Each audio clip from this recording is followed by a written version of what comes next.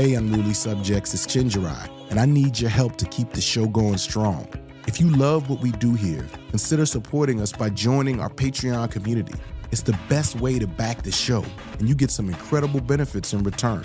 Membership starts at just $5 a month. I mean, there's nothing that cheap, at least in New York. And you immediately get ad-free episodes and exclusive premium episodes. That includes interview outtakes and other extras you ain't gonna hear anywhere else. But that's not all. You can access the Unruly chat and polls. When we have a live event, you're gonna get the pre-sale tickets and the merch. Oh my God, the merch. You know the merch is gonna be fly. And you receive invitations to our Q&A live streams and, my favorite, our annual exclusive hangout with me, the producers, and a special guest. So yo, come on people, join the Unruly mob. Visit patreon.com/unruly subjects. And thank you for making this show possible. Row Home Productions. There are times when even colleagues of mine will be like AD's just like a poet. He's a rapper, but it's just like poetry. And my thought about that is that I am a whole human being. You don't need to smuggle my rapperness into the university by describing me or trying to disguise me as a poet. Bro, we coming from the Bronx, the birthplace of hip hop. I'm in Berlin, Germany. There's a school with 20 little German B-boys killing it. And I'm like, bro, why do we not have this here? So in 2008, bro, we came back and took over an abandoned candy factory in the South Bronx that became known as the Rebel Diaz Arts Collective. Afro Man also said that this, the outcome of this trial was not just a win for him, but it was a win for America. And yeah, that just strikes me as a strange thing to say in a country that creates a police force that is able to fabricate whatever they did in order to justify going into his house and giving him all of this material for him to make this music about, and then sue him for that because they believe that he disparaged them. I mean, it's wild.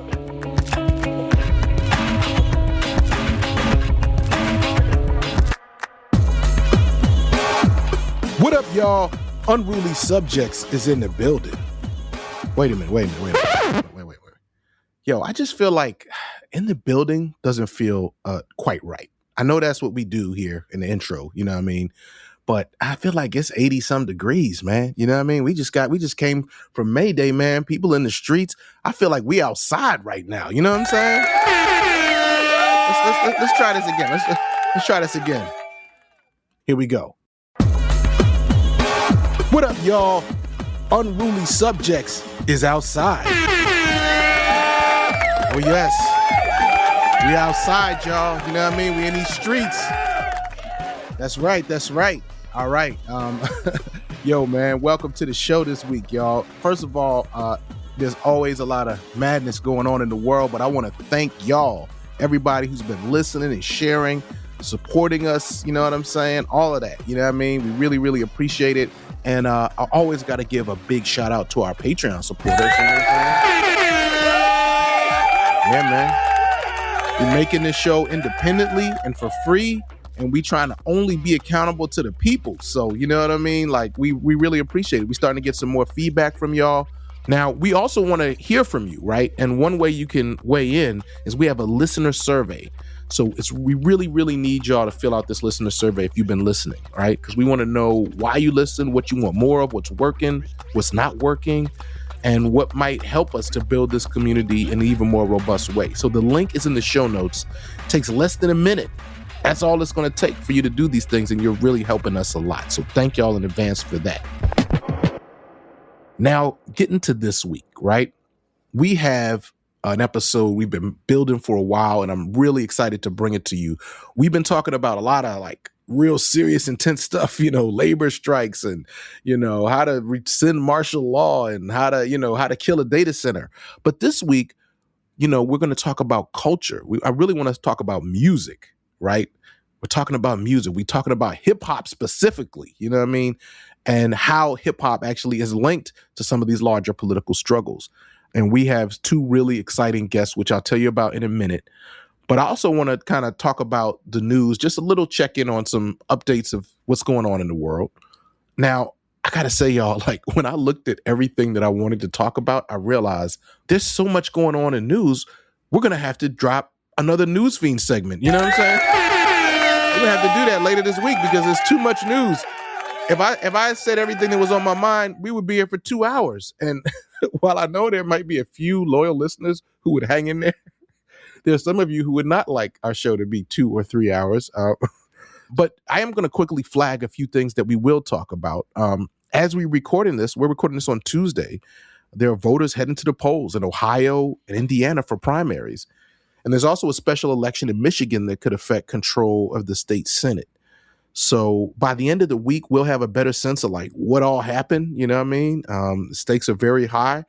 Something else I'm paying attention to, and you want to go over to Patreon to check the news feed for this, but I'm watching what's happening on the Mali-Mauritania border, right, where thousands of people are fleeing violence and atrocities in Mali.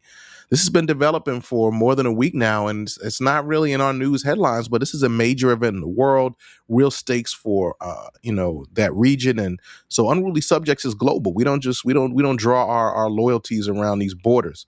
So we want to talk. I need to learn more about it, and we can learn about that and discuss it together. We're also looking at police and ICE activity here in New York. There's some wild things that happened over the weekend.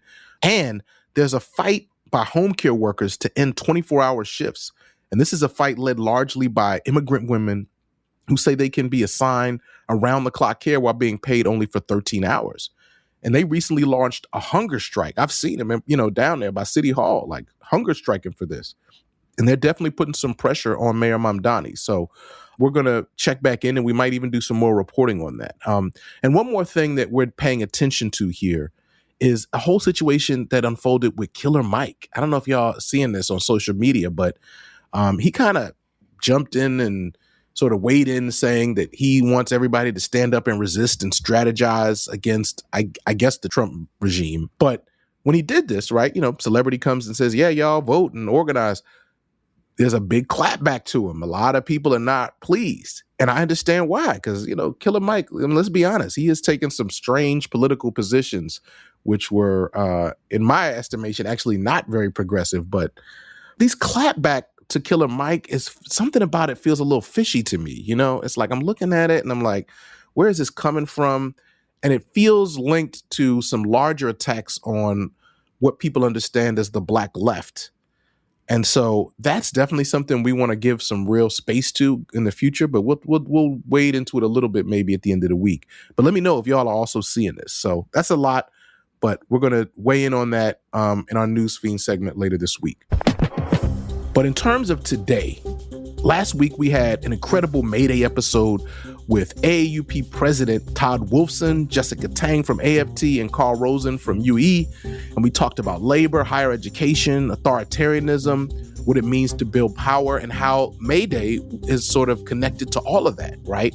And then we all went to sleep, and we woke up, and we hit the streets, y'all. May Day happened, you know what I mean? It was a big May Day, man. It was really big.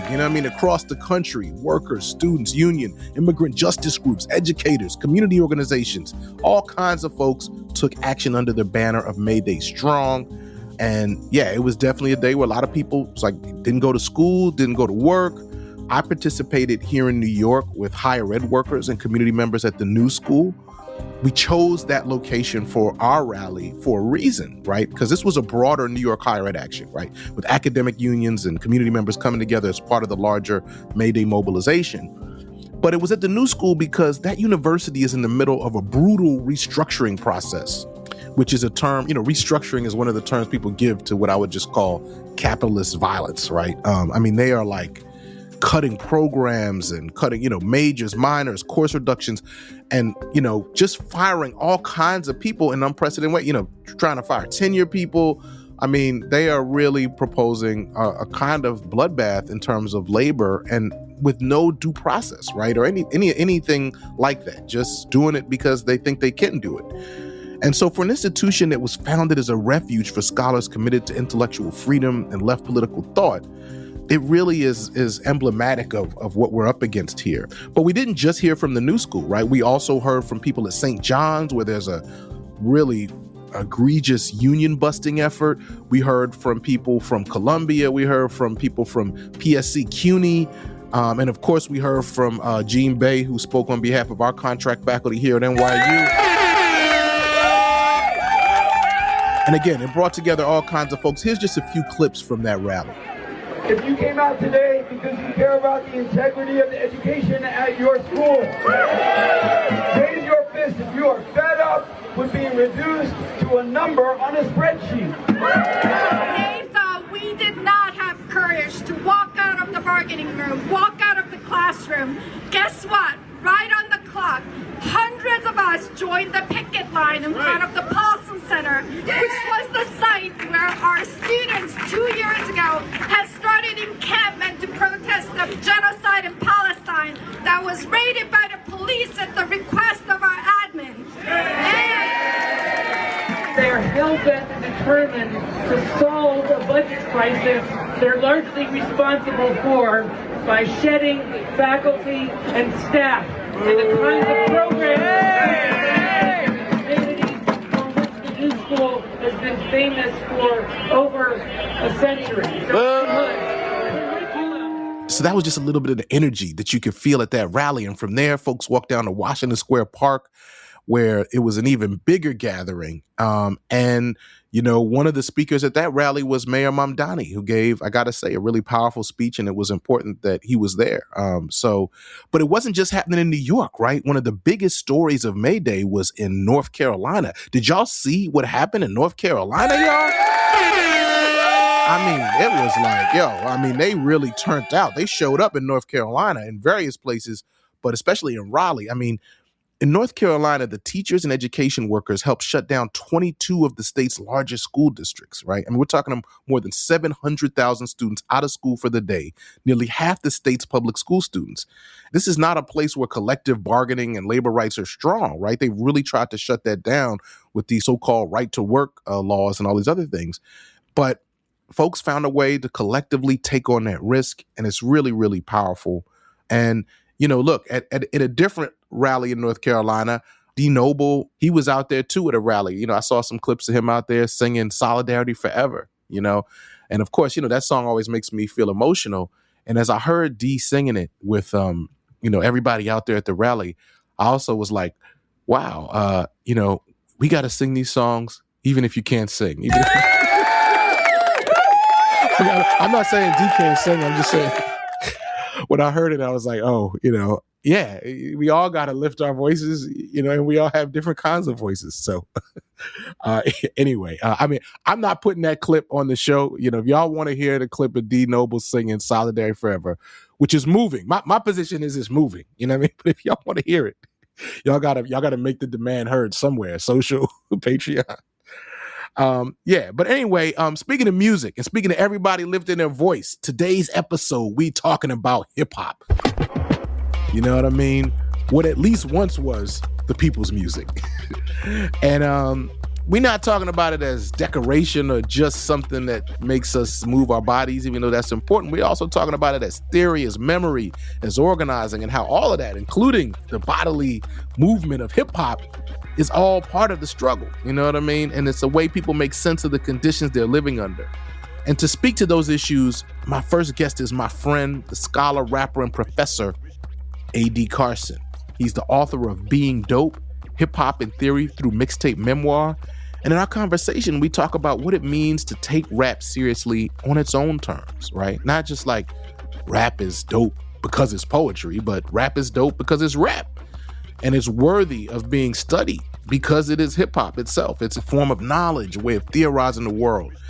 And we talk about his book, which has tons of great insights and some dope hip hop lyrics and poetry, as well as how his work applies to the Afro Man case. Y'all remember the Afro Man case a couple of weeks ago? That was a wild case, even if Afro Man is not necessarily the hero that many of us wanted. But anyway, I can't wait for y'all to hear this interview with A.D. Carson.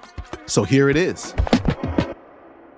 All right, unruly subjects. Yes. You know what I'm saying?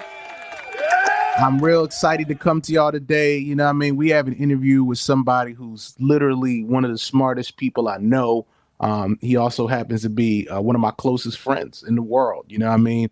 And I don't know if y'all been paying attention to things that have been going on. There's lots of interesting things going on in the hip hop world, right? Some of those are just about the music, but some of those also have to do with the politics of all kinds of things, right? And one of the best people to can kind of help us to understand where all those things come together is Professor A.D. Carson. All right. Peace. Yes. Yeah. Come on, man. Yeah. By way of introduction, Professor A.D. Carson is professor of hip hop in the Global South in UVA's Department of Music. And he is an author. He is a rapper. Unfortunately, he's not as good a rapper as me. So that's hilarious. You know, I mean, but he's good though. He's really good. You know what I mean? I just want y'all to know that, you know what I'm saying? And he's a very prolific writer. And so, yeah, so it's really good to have you on the show. And really, I want to talk about your book because, you know, I don't want to make it about one particular issue, but I did see some of the things that were unfolding a while back with Afro Man. You know, I mean, look, I don't know that Afro Man needs another platform to be real here, you know what I mean? But when I saw, you know, just some of the things with the trial and the fact that he even was able to be brought on trial for what occurred, it made me think about your research and your work and the way that you've talked about the fact that this is not uncommon when it comes to artists and hip hop artists in particular. But more importantly, I don't want to spend too much time on that. I really want to get into your work because you really have been making, I think, some of the really profound critical interventions around the intersections of music and Blackness as technology. And so you have a book out called Being Dope, Hip Hop in Theory Through Mixtape Memoir. Yeah. And yo, let me tell y'all, I don't mention books on this show unless the books is fire. You know what I mean? I don't talk about them. If you hear me saying it, it's because the joint is fire. I appreciate that. Yeah. So how would you explain the central argument of this book, Being Dope, to somebody who's encountering this for the first time? So we know that a whole lot of people have been making arguments that like hip hop artists are theorizing or that there is something to the content that rappers are making. You see it most often when people are like trying to read Tupac's lyrics or read Jay-Z's lyrics as poetry. And so I am not doing that. What I'm saying is that if there is something there worth listening to, it's actually worth taking more seriously on its own terms and not trying to turn it into poetry. But then there's also more to it, that when people get caught up on, let's say, misogyny, violence, and, you know, like sort of spectacular versions of things that, you know, like America produces and reproduces, they tend to think about hip hop as like a special place where this happens. So think about like drill music in Chicago or so-called mumble rap. What I'm saying is if we listen to the rap that's coming from those places, then what we get is not just a reflection of those places, but people actually theorizing about the circumstances that create the sounds that they are talking about, you know, or that they're rapping to. And so you hear an environment and folks get caught up in trying to do like a lyrical transcription. And then they say, well, like, for instance, mumble rap don't make no sense. And I'm like, that's wild that y'all are so stuck on the logos that you're not even looking at the other kinds of appeals, because we know that nihilistic, that imperiled, you know, like sort of that thing that hits you in the chest, or, you know, like the version of it, like when you're in the club and, you know, it just gets rowdy, like that thing right there, that is an appeal. Now, it might not be a logical argument. Now, some of them do say like tear the club up, right? But there's another thing, or there are other things that are going on. And so I'm really trying to get us to pause and think about that. If we believe these things to be true, why are so few rappers consulted to make sense of these things? The first thing you said I really want to dig into is that sometimes when people say rappers are theorizing or rappers poetry, what's the problem with doing it? Because I think those things would be, some people would think I'm complimenting hip hop. I'm showing love for hip hop by saying it's poetry, you know?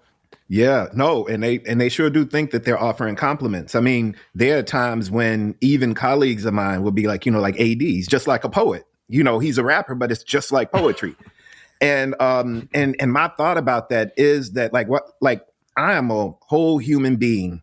You don't need to smuggle my rapperness into the university by describing me or trying to disguise me as a poet. Now, here's the thing. I do write poetry. And when I write poetry, I'm not ashamed of that poetry. But when I write raps, I'm writing raps. And those raps serve a purpose that might be less poetic, might be extra poetic. It might have really like its own poetics altogether.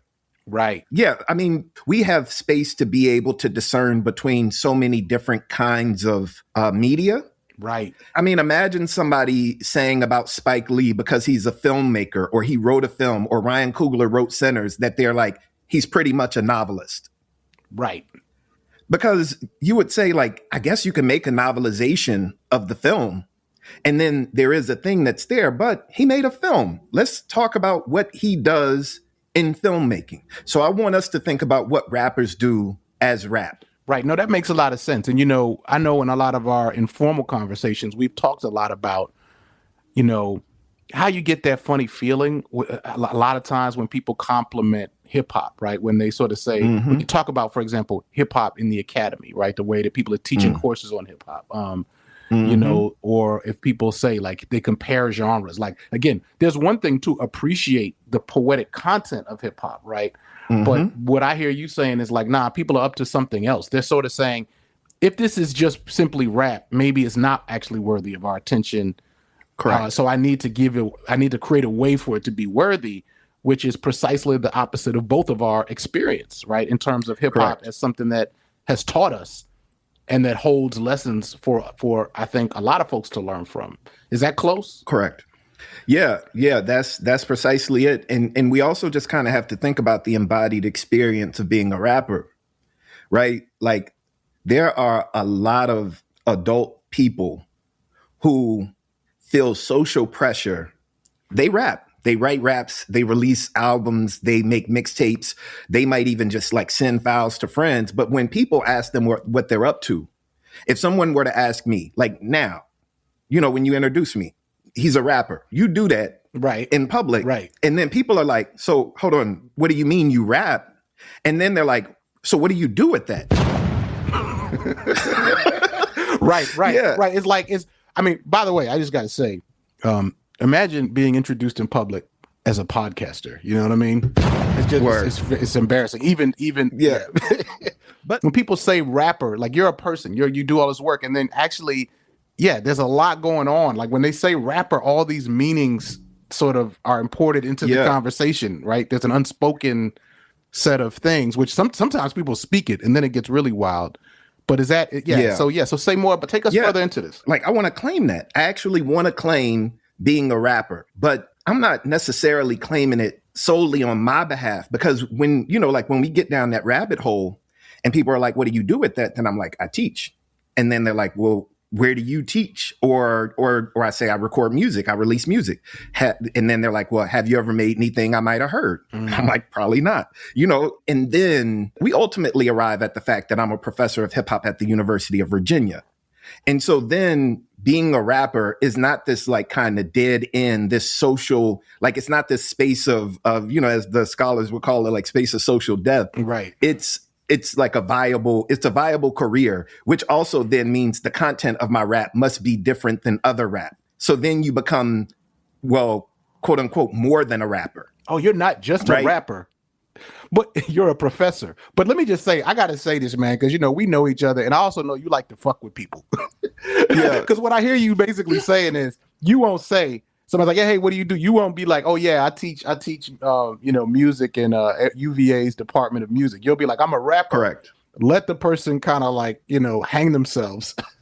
Yes. And then they're like, oh, they say all these things. And then you're like, yeah, and I teach at UVA, and watch them try to. Correct. You actually want the person to have to go on that journey. Maybe I want it. Yeah, that's cool. But like, I think that what I'm doing is refusing to engage in this thing where I have to describe myself as appropriate for this conversation, as worthy of you engaging me as a full human being. Right. And so if I tell you I'm a rapper and then you disengage, and this has this happened before where somebody just completely disengages, and then, you know, like a proper introduction comes, and then they're like, well, why didn't you say all that? Wow. And I'm like, I didn't feel like I needed to say all that. You know, like, why would you treat me like, why would you treat me differently based on now finding out that in addition to rap, I teach at the University of Virginia.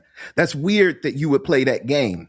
That like somebody who shows up as a rapper is just not worthy of your attention. Right. No, it's really it's interesting because what you're making me think about is how I present myself in different contexts. And I do think that there's times when probably without even fully thinking it through, I'm leading with, you know, I teach journalism at NYU, you know, because I'm sort of subconsciously orienting myself like this is, you know, what I'm saying is this is why you should pay attention to me, you know, or I'm, you know, I never say I almost never say podcaster because that word has been so destroyed at this point.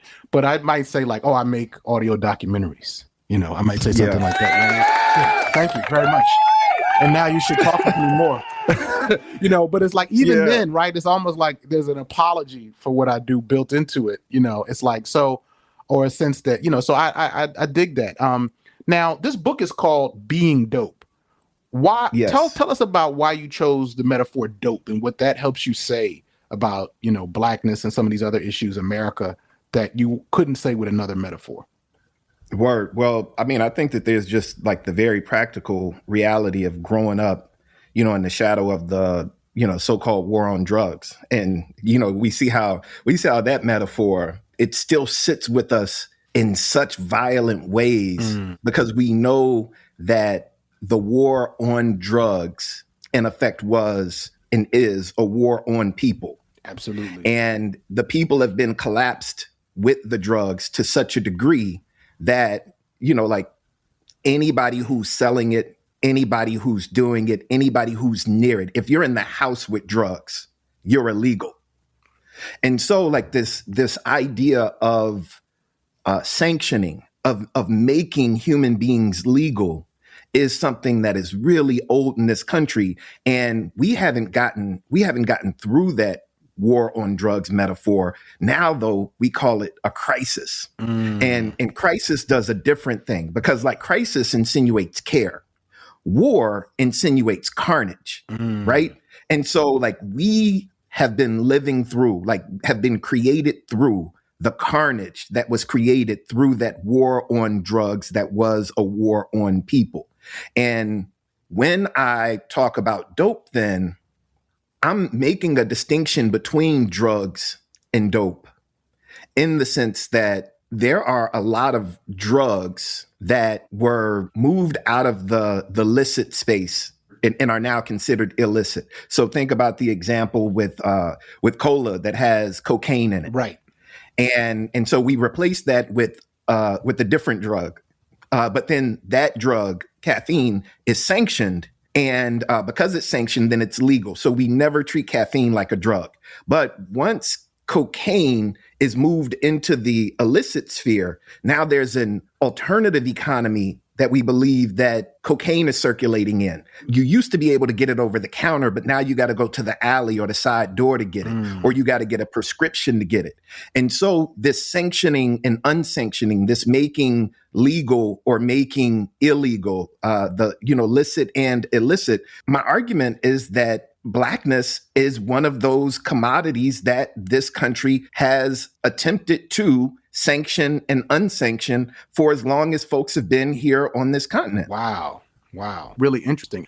And, you know, I've heard you or I've read your words talking about how, you know, like that sanctioning, unsanctioning look like, you know, Blackness is something that, you know, anybody who's studied the basics of race understands that this is socially constructed, right? Mm-hmm. And then once it's socially constructed, it becomes very useful, right? Like it's something that can explain things. You know, it's something that can be used to, you know, it can sort of be used to explain, you know, societal problems. But it's also something that can be commodified and capitalized on, right? Like a drug, right? So, I just thought that was really interesting. And I want to say, like there's this, I mean, especially in the race conversation and thinking about like blackness as racial technology in particular, maybe the easiest way to think about this, or at least this is the way that I talk about it to undergraduates and my little cousins, like, my group chat with my brothers is green, right? And there are people in that group chat who blame folks in the group chat for turning it from blue to green. And I think that folks who have the blue chat bubbles believe that there is something superior going on because of the operating system that their phone uses that creates that blue bubble. And there are other people in defiance of that who say, well, it doesn't really matter. They're doing the same thing, which they are. And so the argument that you're having with people about the blue chat bubble or the green chat bubble is precisely the argument that blackness is turned into a technology. Like you have these messaging systems that do essentially the same things, but they show up differently. And then people start making arguments about them like they are fundamentally different. And that has effectively been a way to market one phone operating system over another. And of course, to make it seem as if there are only two. As if, like you're either blue or you're Everything green is and nothing else. in this binary. And so when we do that on behalf of race, I think that we are trafficking in really dangerous territory. All right. We're talking about being dope, literally being dope, right? And in this case, the dope, right, is that, as Saussure says, people are born into language. We're born into these categories, which we did not create, racial category. Whatever you want to settler colonialism, capitalism, these forces create race. They create blackness, right? And then blackness, this dope that's been created now expresses itself across all these different sort of cultural and political terrains. And one of them is hip hop, right? So the thing that is true of blackness, which is that it's socially constructed, it can be used to explain away things. It can be criminalized. It can also be commodified. That's true of hip hop, right? Because I would say in some ways the emergence of hip hop, right? And the fact that hip hop has been able to be commodified as an industry and then facilitate the economic empowerment of some of the hip hop artists. Of course, it's facilitated the empowerment of people who are not hip hop artists far more than any artist, no matter how rich a few of them are. But talk about how, on the one hand, hip hop appears to us as like this celebration and circulation of Black culture, but also at the same time, Blackness is deeply criminalized in ways that are extremely specific and concrete through the legal system. And if you can give us some examples, that would be great, because I think that'll help dial it in for some folks who may not be following all our metaphorical work here. Yeah. So, and I also want to say that the title also comes from, in the intro of the book, you'll see it's written by a friend of mine who spent most of the time that I spent in graduate school locked up. And so like the economic freedom that what got him locked up provided for me to graduate school, like to get into school, to even be there is part of this as well. And so there are ways that when I talk about that friend of mine, or when I talk about, like those alternative economies that exist in places like Decatur and all over the world, but like the places like that where someone might emerge as a rapper, then people might say that dope dealing, that selling drugs is like one of the paths to becoming a rapper. Like that makes you more credibly a rapper, which is kind of absurd, not just kind of absurd, because if that's the case, again, like a whole lot of founding fathers should have been rappers then. But that's not the way it went though. So what happens, it's kind of like Ralph Ellison's Invisible Man, who is simultaneously invisible, but also hypervisible. But when people see him, they don't really see him. He describes it as crystallized glass, and they're seeing their reflections or reflections of the things that are around them or behind them.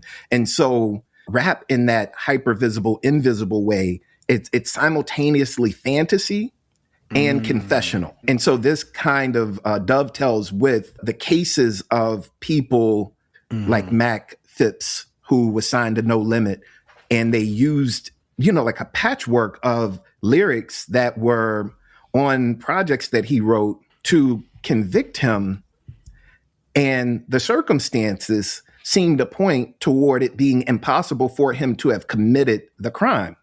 But when they have those lyrics and they have him saying whatever he's saying on that album, they're like, oh yeah, he's telling us that he did that. He's telling us that he's capable of that. And so, more recently there was there were several rappers who petitioned to make sure that, or to try to ensure that folks stop using lyrics in these criminal cases. This happened with Young Thug too, right? It happened with Young Thug more recently. And of course, like, we see the cases of the famous rappers that it happens to.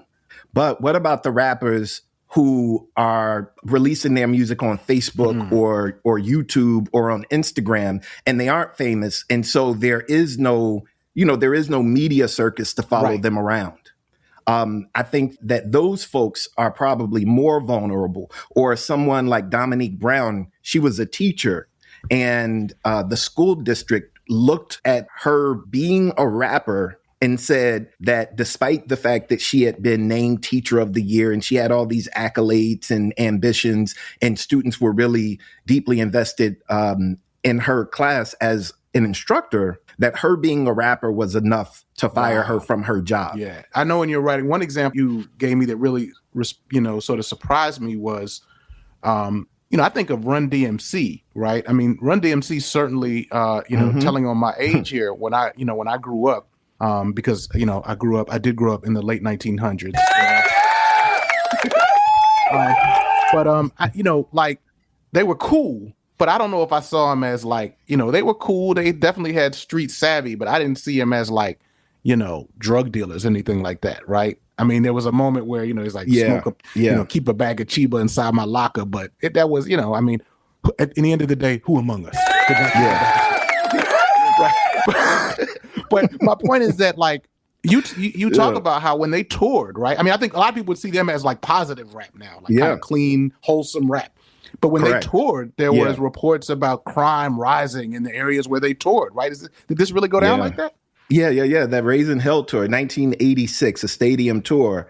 And in multiple locations where the tour stopped, folks were just making this. I mean, it's so absurd to think about it, that there's a rap concert in town and the police are like, oh yeah, there were several crimes and that must have been because of the rap concert being in town. So it's not the rappers didn't do anything.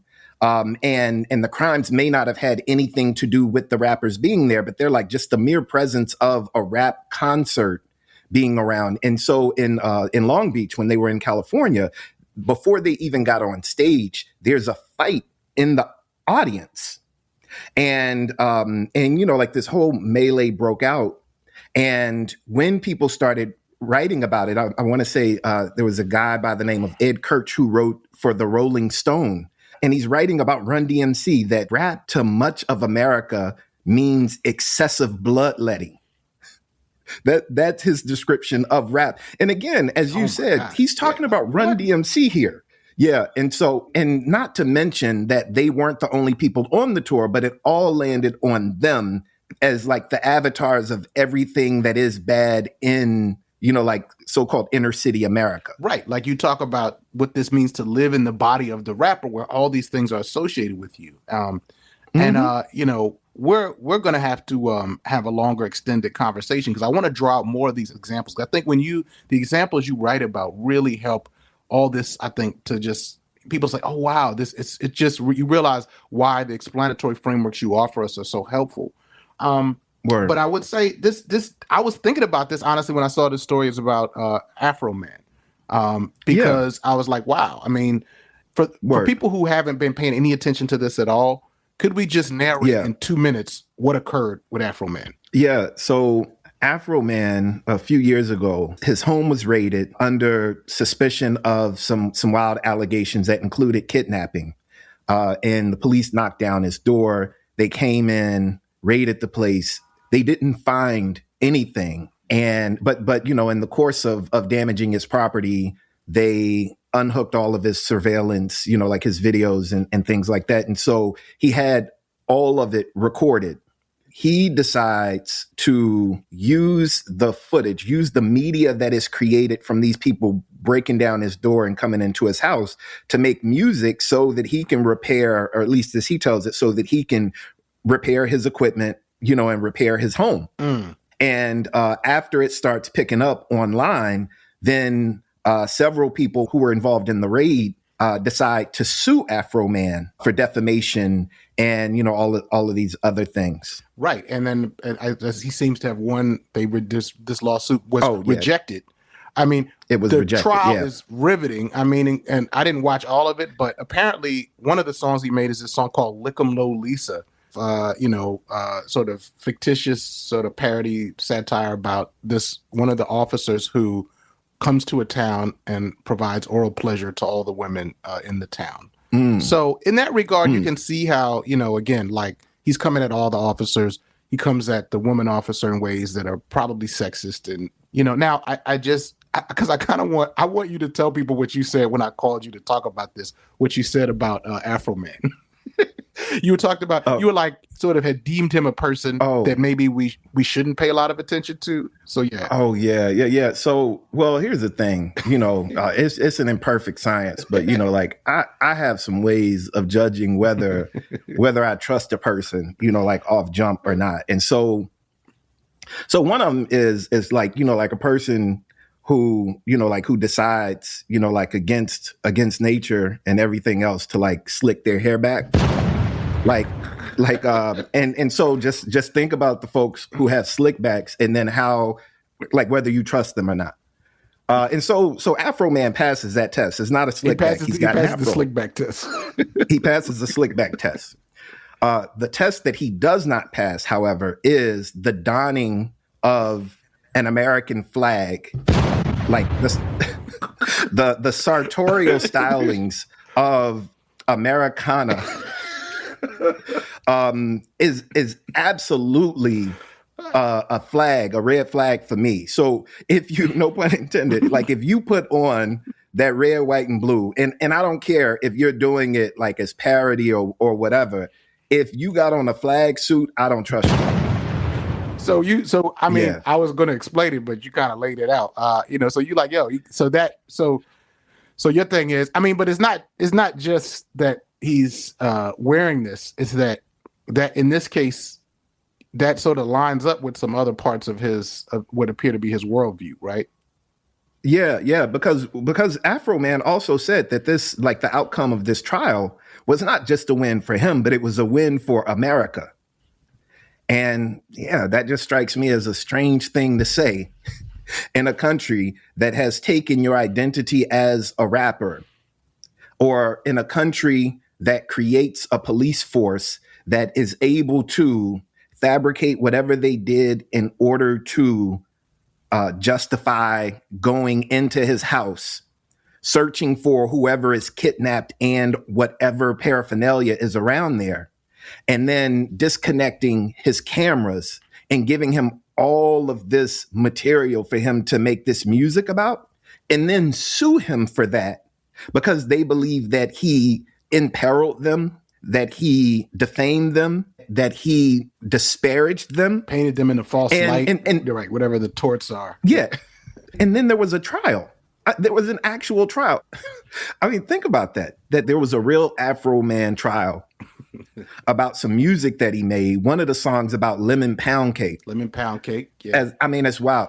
So what's wild there and really interesting for us to think about is when that happens and it's not Afro Man, when it's not someone who, and I'll say that, like his talent for taking this absurdity and then just putting a mirror up to it. He took what they did and then showed it to the world. And then they were like, stop showing people what we did.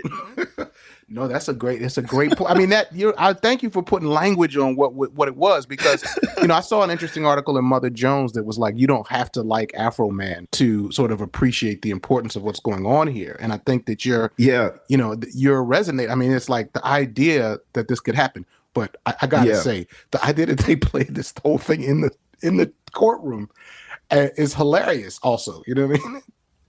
Yeah. And so there's this, I mean, and this spectacle that's created around it is really interesting. I know one of the things that I say in the book, when I try to caution us about fandom. Right. And the prerequisites for engaging with music. And so in the case of Afro Man, my feelings about Afro Man as a rapper, or my feelings about Afro Man as an artist, are, aside from my interest in Afro Man as a student, like as a person who's thinking about these things, it's really important because this case, of course, gives us all of this spreadable media that, these things that keep going viral. Yeah. But it should give us pause to think about the cases of people, again, who are more vulnerable than Afro Man, right? Who don't have the resources that he has, who don't have the platform that he has, who maybe even like don't have the kind of parodic sophistication, like they aren't able to make parody that is going to be spreadable. But this is the dude who made Because I Got High, right? And so what if they make a song that you absolutely believe is trash, but then somebody turns around and they take that song that you believe is trash and then they use it to convict them of something that they didn't do. Right, just happening, or just the idea that they're a rapper. And so that's a great point. For every Afro man who wins his case, there's a number of people who have been victimized both by the material violence of the police, and the sort of like reputational, discursive violence and assassination that America does using the idea of you being a rapper. Like I have a friend who smokes a lot of weed, and they like to talk about weed as, a plant teacher. I'm going to go engage with my plant teachers. You know what I mean? Now, and in a way, if we think about the dope teacher, right? And your book is Being Dope. What does the dope teach us here? It's like, well, Afro Man, commodified his own blackness in a certain way. Of course, the industry always makes more when you commodify your own blackness, right? That's why we know who Afro Man is, right? He's literally Afro Man. Correct. It's like it's in the title. Correct. You know what I mean? And his blackness has been, but then when America needed to criminalize Afro Man, you know what I mean? For whatever reason, we don't know what he was up to, what he wasn't, but he becomes criminalized. They generate a warrant, come into his crib, don't find nothing except some lemon pound cake, right? So now he's criminalized, right? Word. But then his only way to remedy his own criminalization is to recommodify the dope again. You know what I'm saying? With these songs. Yeah. And then because he's a conservative, right? And he's a sort of like seems to be, at least at one point, a Trump supporter, or at least he's actually trying to invite us to spin this whole ordeal as somehow it's like, it's a proof that America is strong. So literally, it's the American dream. So you're literally using this whole idea to strengthen the idea that the very thing that did this to you, you want to strengthen it. You know what I mean? So it's like, I think that if you think about how that played out with him and how this idea of dopeness explains that, but then say, well, that's just one case in one genre. If we think about, I'm now wanting to go apply this across different cultural sites and systems to see how is the same thing operating. And for that, I really, really do appreciate what you've given us. By the way, everybody got to read this book. You're going to learn a lot. You should assign it. I'm going to tell y'all right now, there's a fair amount of good books out there in hip hop studies, but I'm going to say this is one of the best ones. And I'm also going to say some of the books y'all are teaching is bullshit. I'm just going to say it. You know what I'm saying? Well, hey, you said it, so I didn't have to. But this one ain't, and you're gonna, and this will help you understand why some of those books that y'all been assigning and keying about is bullshit. Word to that. Just to make sure that the point is fully made. Like just to think about like headlines. And so I have a folder of rapper headlines, and it's just headlines where the word rapper is used. and in the way that works. And so Afro Man, because he's Afro Man, gets to be Afro Man in a headline. Now they might call him rapper Afro Man, but he gets to be Afro Man. But the way that this happens, and it's not just with rappers. I'm saying that now so folks don't be, sending me messages on the internet. But rapper, it does this thing where you think about Willie McCoy, the young dude in California who was sitting in his car. He was asleep, and then the police try to wake him up. It's in the middle of the night. They're in a parking lot. They try to wake him up, and then within a minute, they fired 55 shots into his car. And so by the time that I read about Willie McCoy being shot by those police officers who shot at his car 55 times, the headline says, Vallejo rapper killed in parking lot. Well, what did rap have to do with the fact that they shot him? Right. And and to me, what's happening there is that they are pushing you toward conclusions before you even read a word about what happened to this young man. And that's not the only place that it happens. I'm saying pay attention to when you see that headline, and you will start to see so much wacky, weird stuff pop out. And then you just kind of have to think, like, what did rap have to do with this story? How many times have you seen the headline, Amazon temp worker? You know what I'm saying? Like stabbed, if it had nothing to do with outside the warehouse, right? Or, you know what I'm saying? Clerical worker. Or like somebody who used to take pictures, and they're like, photographer, former photographer, right? Yeah, like mauled by a bear. And it's like, what? So was he trying to take pictures of the bear? And they're like, no, his camera wasn't even on the scene. Like, it's not like there's not a microphone in the car. There's not a notebook. There's not a book bag that got equipment in it. He's just a dude who made rap at some point. And so the same thing, like when the Uvalde, Texas shooting happened, one of the very first headlines that came out was that the person who did it was a former rapper. Now, this is a person that I probably wouldn't even have qualified as a rapper by listening to what they're saying. But, right. I mean, whatever. Yeah, we'll come at that later. Yeah. Yeah. But the fact that y'all are like, this was a rapper who did this, they were trying to pull it, and it worked. It spread. Right. We don't have to worry about America being responsible for Uvalde, because this was rap again that did this. Correct. And that's it. And we can easily, and almost all of the times when these shootings happen, people will focus on like video games and rap as the reason that folks are doing these things with guns.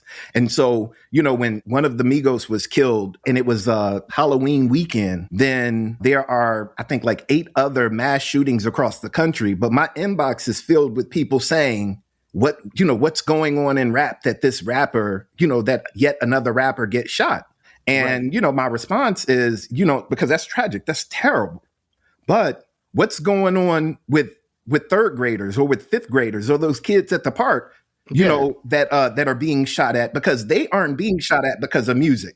What's going on with Gaza? What's going on with genocide in Gaza? Correct. And, what's going on with you displacing people, all it's like, come on, why is rap to blame for these? And I think, again, we appreciate this but it's important for us to slow it down, because I think for a lot of people, they're trying to hold the fact that, there is like this kind of intra-community violence, which, by the way, happens among people of all ethnicities and flavors. Mm-hmm.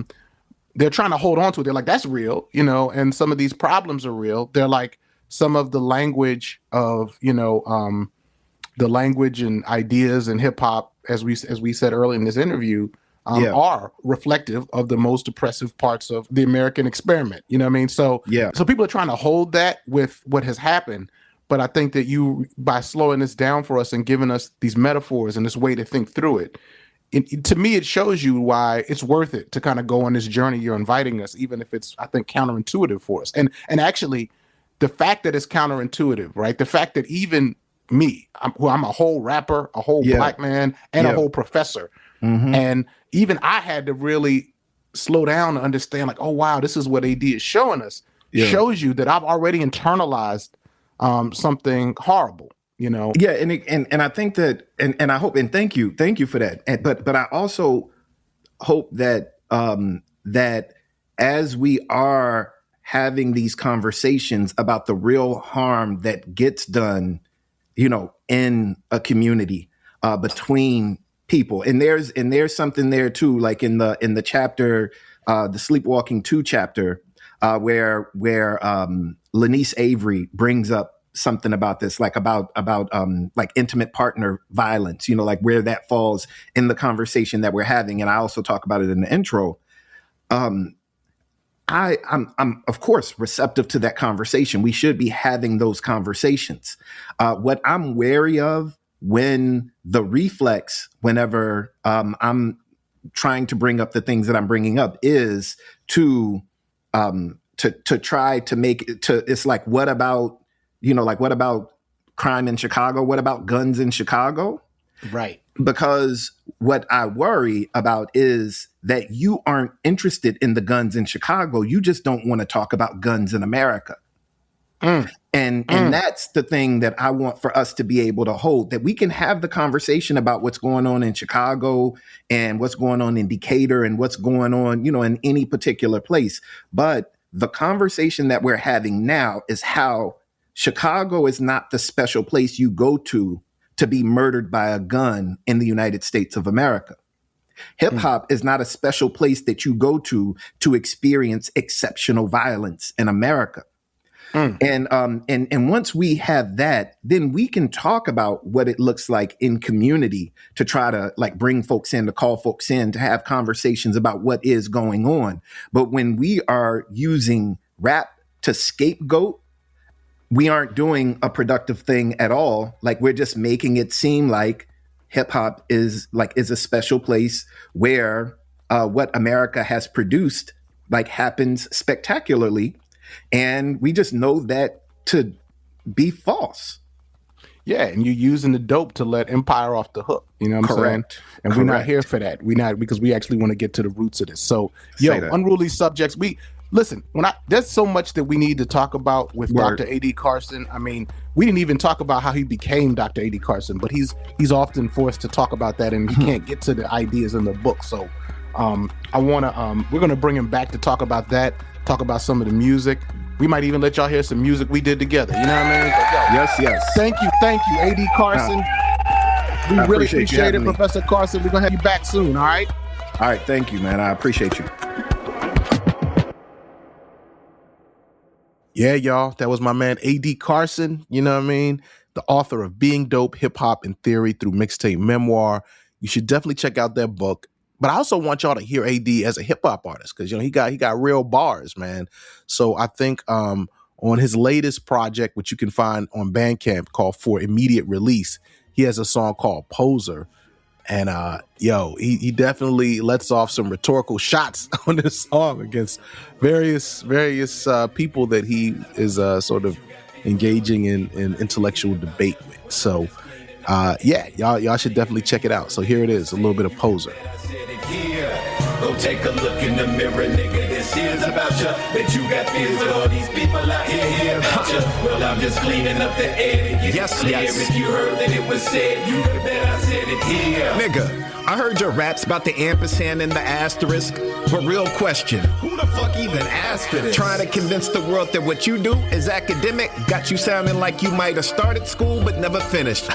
I hear you talking grimace. Who you working for? The working poor? You giving guided tours? Who them verses for? You so sure them people need you leading? Who you perping for? Were you bored so you took up teaching? Who you searching for? How you so certain for? Is it you lack ethos? Respect white folks more than you love black people?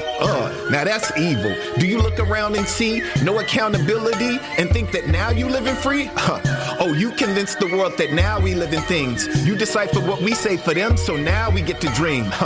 It's literary too, so now we get to bling. And they can call it poetry, so now we get to sing. Poser. I get it. You ain't doing what you supposed to. I'm sure I ain't the first one that told you, threatened to expose you. It ain't my place, but I'll show you. And you and me both would rather know you if you wasn't a poser. You ain't living how you supposed to. Hello, is this A.D. Carson? Not for that voice. I'm just calling in. Want to say I've been reading some of your poetry. Feel like you're making a real contribution. This Obama? No. I'm just a black male from the community. Every now and then I enjoy listening to put a little Jay-Z on, you know, drink a little sip of St. Ides. St. Ides, okay. Yeah. You know, in moderation. You hit the corner store to get it? You know, corner store, bodega, but I appreciate your poetry, some of your writing, but I feel like you're a little down on America. Yeah, it sounds like America a little down on me. I've always found this country to be a place where you can have the audacity to hope. Yeah, I mean, that's the problem. You think you found this country. I get it. I have a sense of humor. I can pick up what you're putting down there. You think we just chewing the fat, huh? We're just kicking it, just chopping it up. And what I want to tell you is, I think you should be a little more hopeful about this country. Nah, I'm cool. But thanks though. Thanks for the offer. My experience with this country has taught me that, some of these people want to tell us we can't do it. But I've always found that, I disagree. Yes, we can. Just the other day I was talking to my girlfriend, Betty. I call her Betty. Her name is Renisha. My name is P-Dawg, by the way. Call me P-Dawg. Every now and then I smoke a little blunt. Only where recreational is legal. And I was kicking back with my partner Renisha, and we were listening to some Ghetto Boys. And I said, you know what? I'm not giving up on this country. And I like what you're doing with your poetry and your writing, but I just want you to have a little more hope. It sounds like some real missionary work there. Well, if the accusation is maybe I'm a little bit too hopeful, believe in this country, guilty. Guilty as charged. Yeah.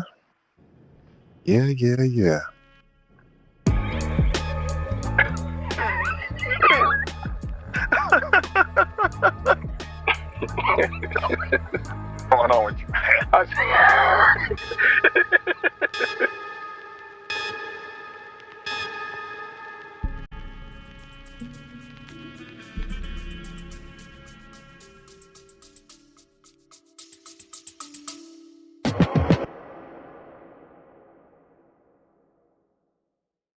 We are living through the reshaping of the world. Neighborhood raids and imperial aggression aim to create compliance and pacification.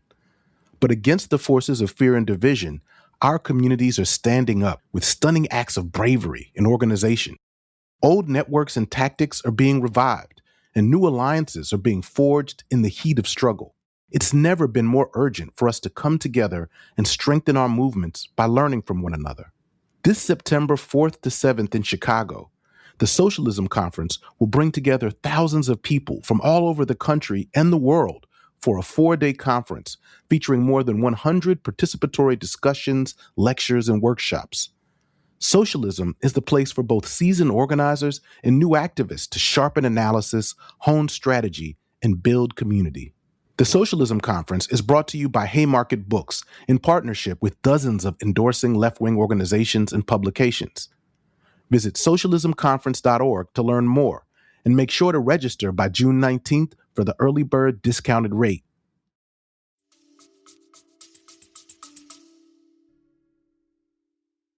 Unruly Subjects is supported by listeners just like you. Join us at patreon.com/unrulysubjects.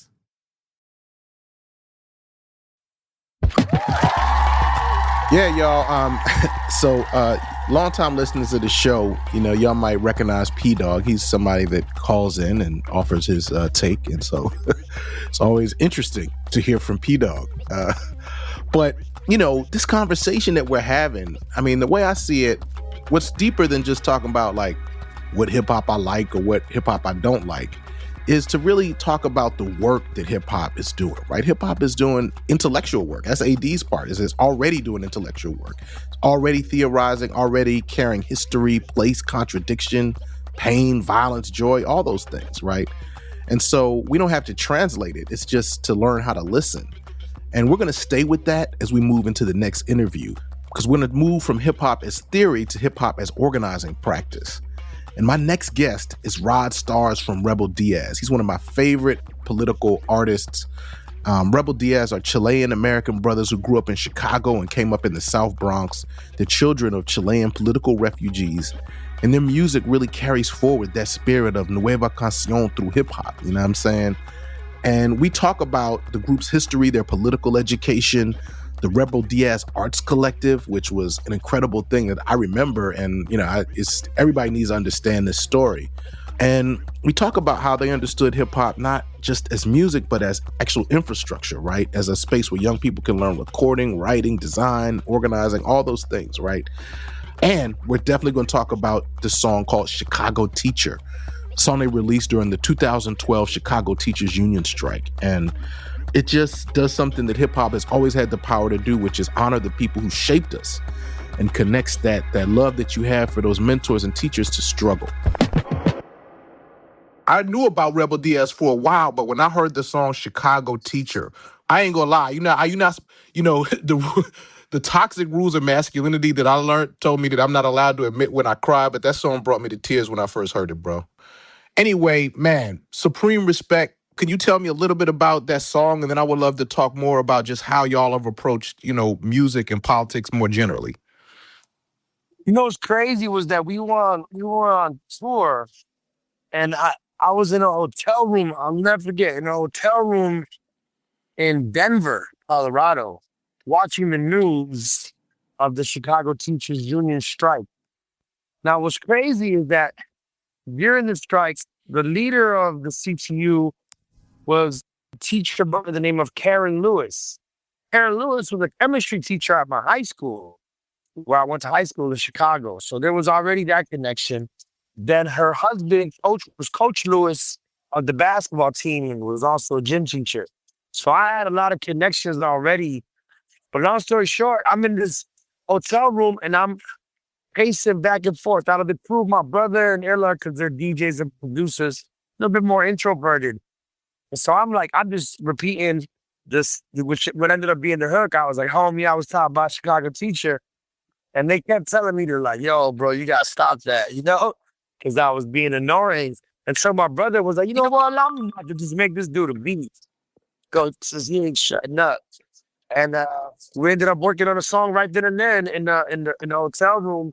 And then when we got back to the studio the next day, we really laid it down, but we wrote the lyrics on the road in the hotel room. And it was dope, like the song uses a sample that's been used in hip hop, different artists. Nas used it, but when Illa heard that, I was like, "That's it, just run that." Yo, and I remember how powerful it was, because what a lot of people don't know is that strike itself was so powerful because the Congress of Radical Educators had built for years to build the power to be able to pull that off. And when you talk about unions not being as democratic as they need to be, and what it looks like to change that to me was like the one that really showed people what is powerful. And they later, through the strikes and labor actions, they put so much money into the city. But it's hard to make labor and union organizing feel cool and connected, particularly to certain communities. And I just was like, and it's crazy that you were taught by Karen Lewis. Karen Lewis, everybody, Unruly Subjects. If you don't know who Karen Lewis is, that is a warrior for freedom and education, and a really powerful leader of of first of the Congress of Radical Educators, and then of the Chicago of the CTU. But for years I would watch people, like an artist, like a mainstream hip hop artist, make a song that wasn't even radical, right? It might just be a song that says something like, hate is bad, you know what I mean? And then get all these accolades for how, you're using your music for activism, you know what I mean? So I would see that. And then I would also see artists or entertainers who would say, I don't really do politics because I don't really know it that well. It's not really my lane. And then I just remember, as I started to learn about you from the different work, and because y'all was working with people like my man Chenjerai X back in the day, as I was looking at I wanted you to tell us about the Rebel Diaz Arts Collective, the thing, that whole process that happened in the Bronx. I said, yo, do y'all know about this group? Because they are doing actual radical work, not just, a song about hate is bad, like real shit. And they actually are doing it themselves. Like, it's not like they making songs about some shit and watching it from afar. Like, they're in it.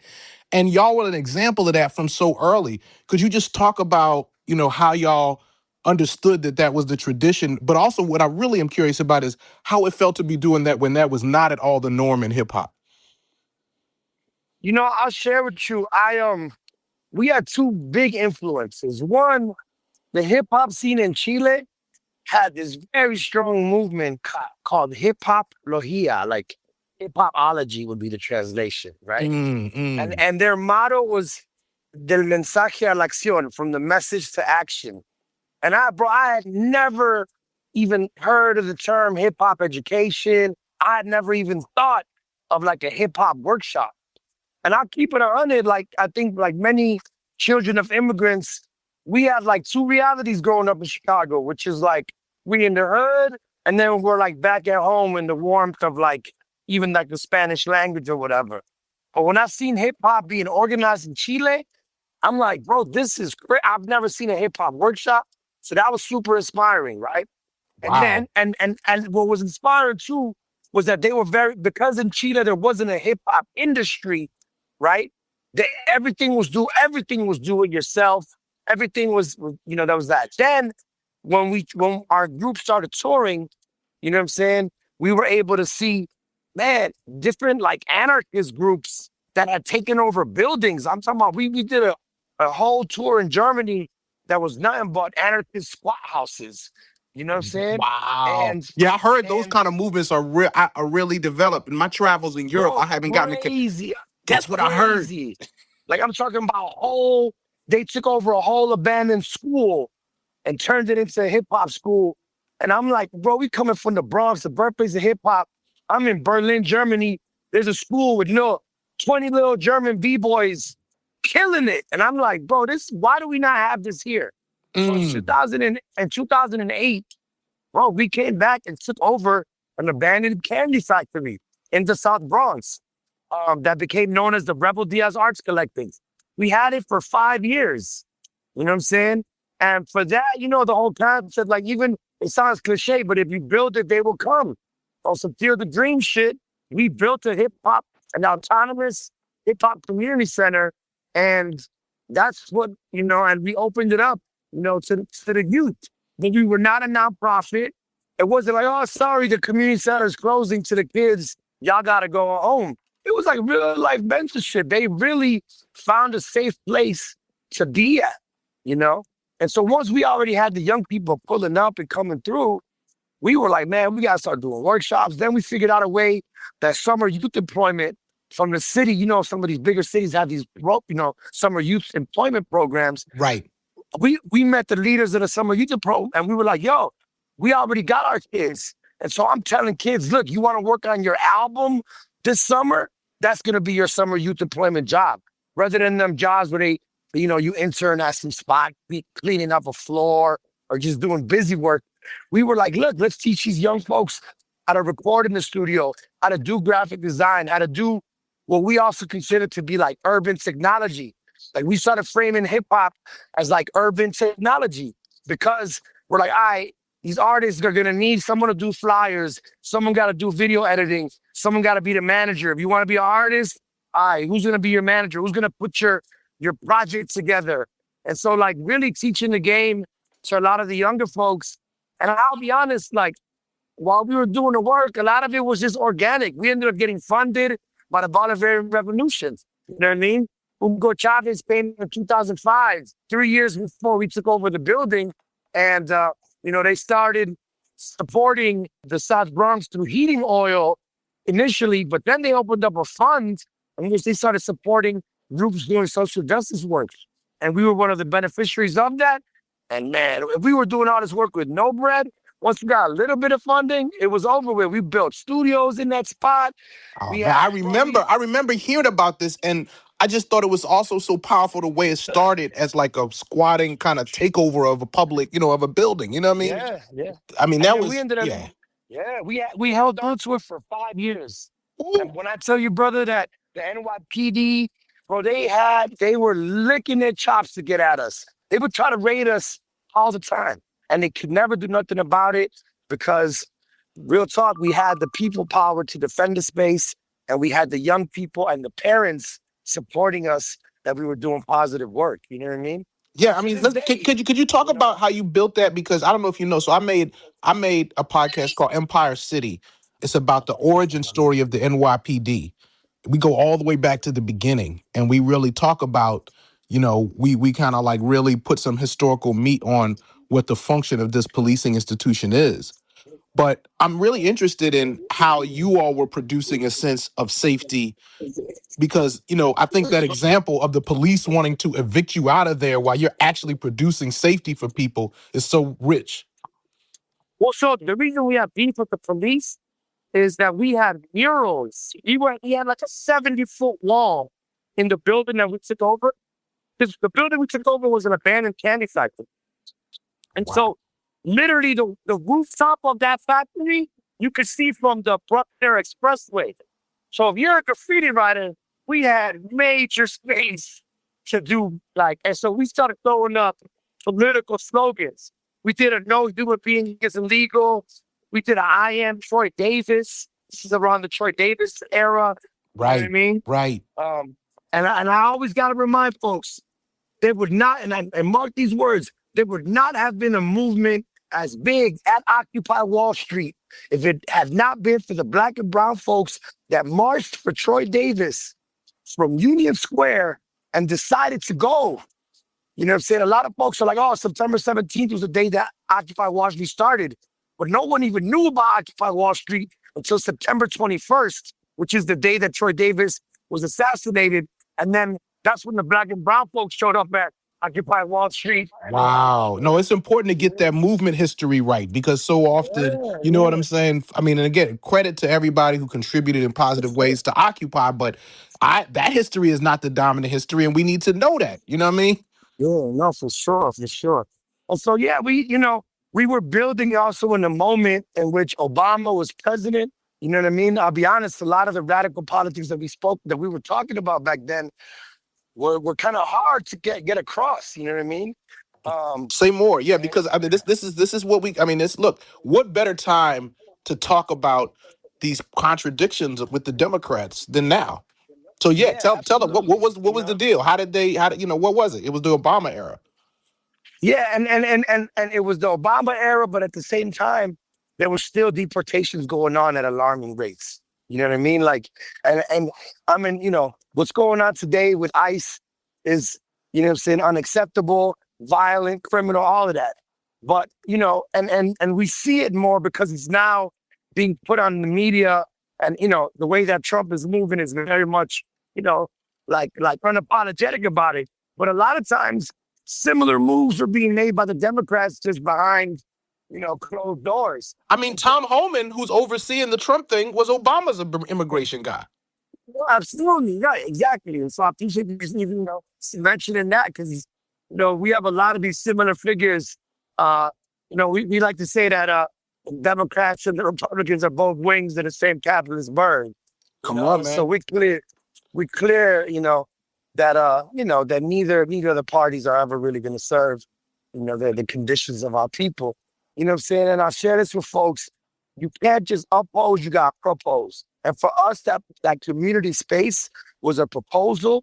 It was an answer to being disillusioned by so many nonprofits. You know what I mean? It was also for us redefining what is a youth, because a lot of the youth that we worked with were between 17 and 24. And so a lot of times youth programs get funding up until folks are 17. And we realized, and this is through practice, that gap between 17 and 24 was the moment where a lot of the young folks were finding themselves out of high school, having to get a job, some of them considering going to the military, others trying to figure it out. Housing for young people, it's not like in other parts of the country. In New York, there's mad 30-plus-year-olds living at home with their parents still because of just lack of being able to afford, affordable housing. And so we work at an age group that I feel, has the nonprofits have abandoned, and being like, think about yourself even at and the crazy shit is that about when we were doing this work, I was 27 myself back then, I wasn't exactly an adult. I know me, man. There's earlier phases. I mean, I don't want to claim some kind of hardcore street cred, but I was definitely wilding at certain points as a young person myself. No, right. But I want to say something on that note because about the hip hop of it, because one of the things that I think really set groups like you and Dead Prayers apart was you had a lot of groups that were trying to spit political consciousness, but there is a way in which, if you come on, bro, you lived in Chicago and New York, there's a way in which, I would listen to stuff and be like, yo, I like the message of this. And then I bring it to my homies and they like, yo, that shit is corny, son. We not feeling that. No, And I feel like y'all did not feel corny at all. I was like, yo, they felt like right now they doing bars about consciousness, but it's just the energy felt like. And then I appreciate you saying that because we like at the end of the day we weren't. This is what I want to. We weren't like political activist dudes trying to do hip hop to organize the people. We was, bro. I grew up in the culture. You know what I mean? Like when I tell you that we was outside as kids. Fam, I had an older brother. We used to break dance. I'm right now. I'm walking with my son who's 11. And I'm like, I can't even fathom him being in the streets alone. But I used to be 9 years old, taking a train, breakdancing on the train in Chicago with my brother. Going to the States of Chicago and the whole day dancing for tickets. So we came up in b-boy culture. And if you know any b-boys in b-boy culture, like you gotta be dope. You get roasted. You gotta practice. You gotta honor the. People not giving you credit just because you want some shit. Like, no, that shit got to be dope and fly, or you getting clowned. And so for us, what we had was that everybody, and this even went down to the crew, like the young folks. Man, we had so many spitters in that camp. Man, we used to show up in I remember we used to have two with the money we got from. We also another thing we didn't pay ourselves. Like, I don't believe in activism. So whatever money we got, we used to invest in infrastructure. And this is something I think is interesting too. We bought like fucking screen printing machines and turned that 800 into thousands because we made mad shirts. You know what I mean? And so we were like, and also trying to challenge nonprofits and being like, what type of infrastructure are you building? You know what I mean? And so we would even I remember we bought a sound system and then started. After the summer youth employment, we realized our young people still needed jobs. So we started trying. You want to be a sound man?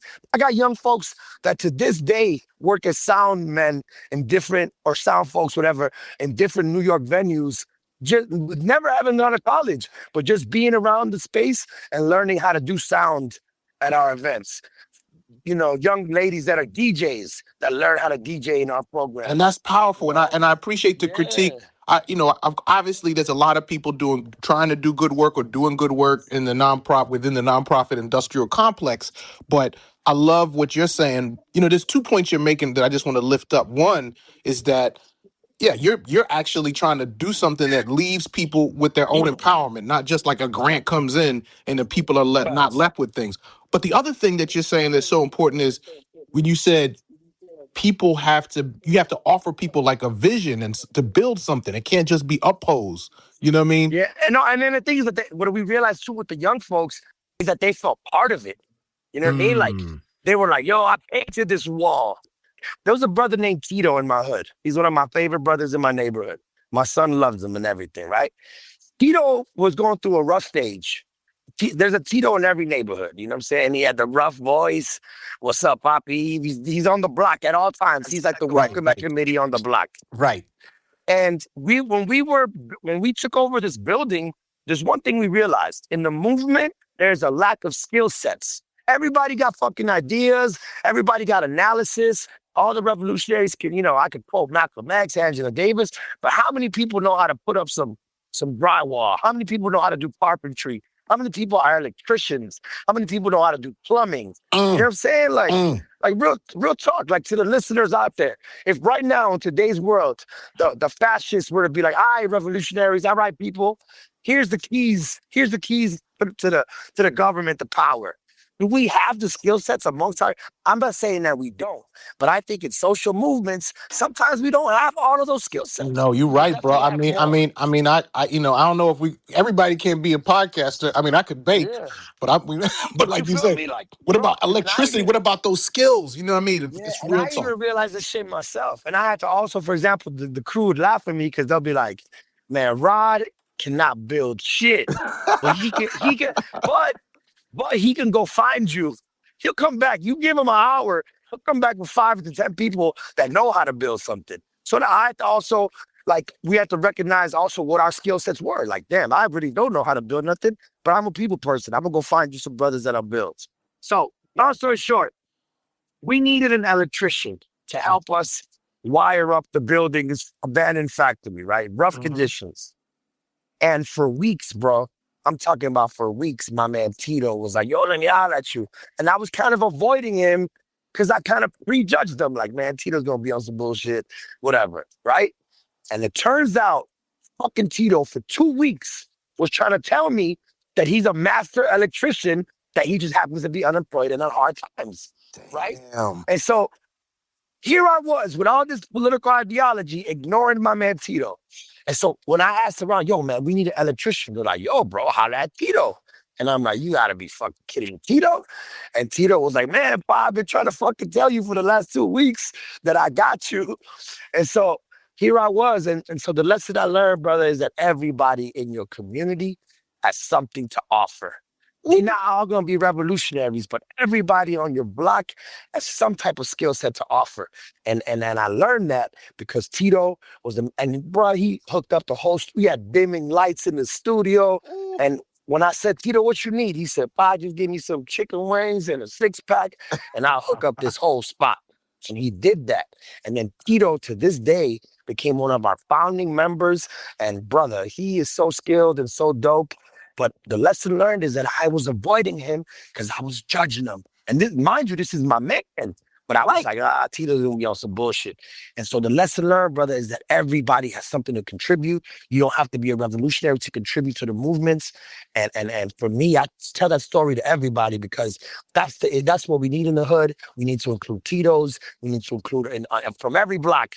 We need the Tito's involved. And so that's what I want to say. That shit right there is scripture. That's scripture, my G. That is scripture for all of us to take in. I just want to give you a chance for our listeners. Is there anything that's going on now that you want to point people's attention to that we need to go plug into that you want to shout out? Listen, yes, I haven't shared this with anybody because I've been like kind of quiet, but this year is the 20th anniversary of Rebel Diaz. We're going to be putting out an album in fall. We haven't put out an album since 2018. So new Rebel Diaz album coming in fall. And my son, Roque Stars, is an 11-year-old MC who's been killing it. I'm not saying this because he's my kid.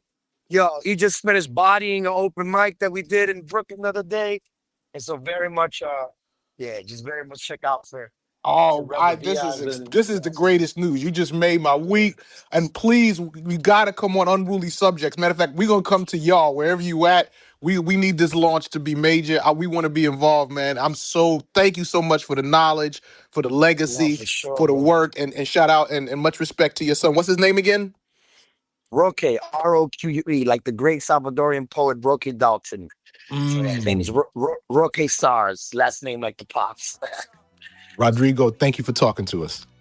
For sure, my brother. Peace. Yo, homie, I was taught by a Chicago teacher.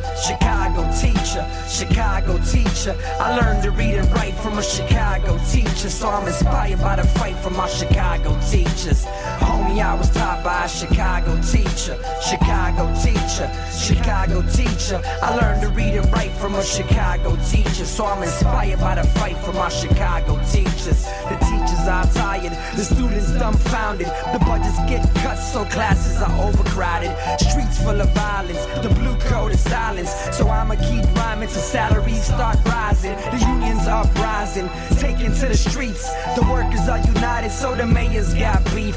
Rhymes a fake pretender with a corporate agenda. Neoliberal offender, of course you offend us. This ain't about money, that's far from the truth. They want better work conditions to teach the youth. Politicians, I don't trust them, it's all in the name. The president, the mayor, all want political gain. They'd rather put the kids in jail, shackle them with chains, than provide an education that challenges the brain. Top-down education, Chicago the birthplace. Now it's spreading nationwide all over the place. They don't teach us how to think, they teach us how to test. They teach us how to work to put money in their checks. The CEOs need to get up out the classroom before these streets get hotter than the sand in Cancun. So join the picket line like Mr. Pickett in his prime. Put on your red shirt like the Bulls in 95. Hit the streets with a sign.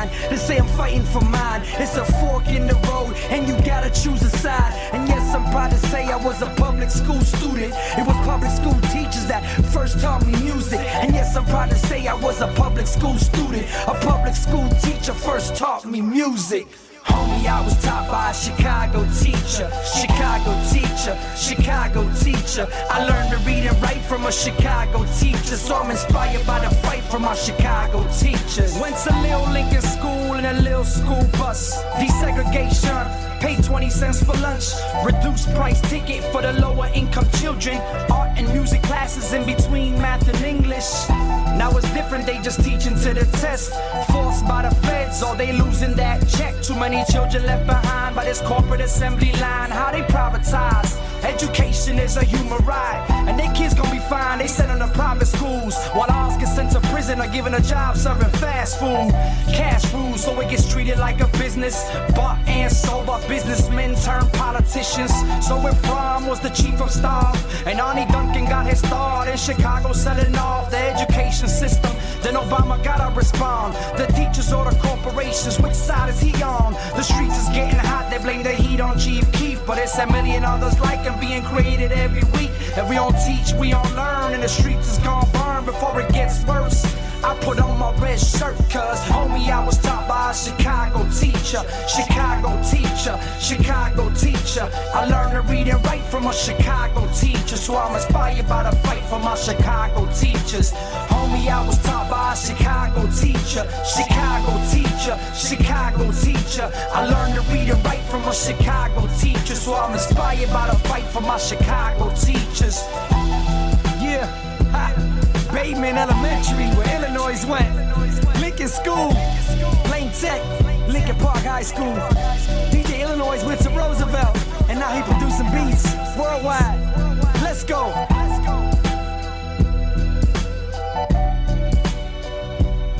Unruly Subjects is produced in partnership with Rohome Productions. Boy, I'm proud of Rohome.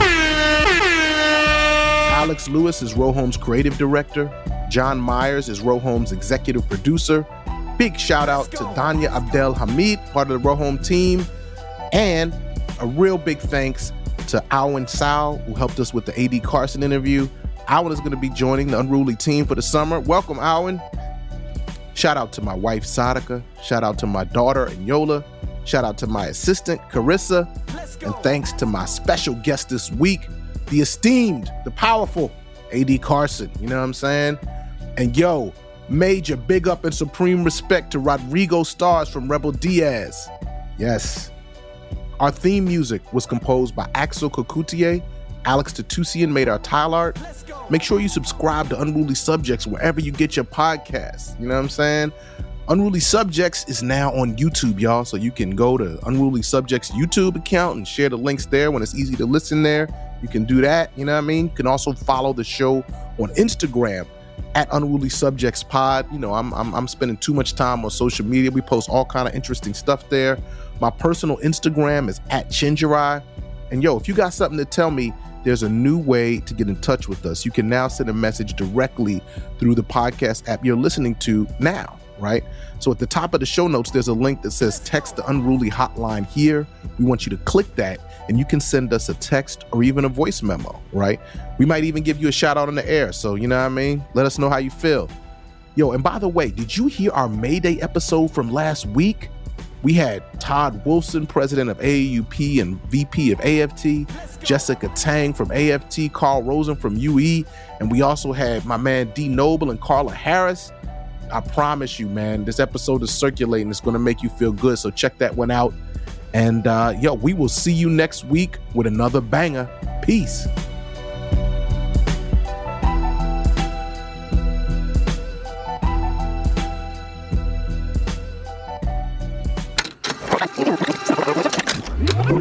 Rohome Productions.